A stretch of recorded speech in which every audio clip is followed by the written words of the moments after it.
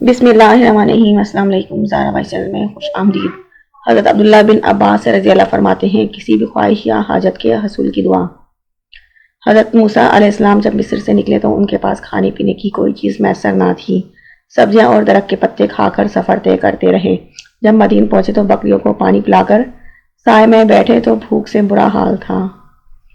تو اس وقت یہ دعا فرمائی تھی، اے میرے رب، میں بھوکا ہوں، کچھ کھانے کو دے، اور بے آسرا ہوں اور بے وطن ہوں، کوئی ٹھکانہ عطا فرما۔ چنانچہ اللہ تعالیٰ نے دعا قبول فرمائی اور کھانے اور رہائش کا بندوبست فرما دیا۔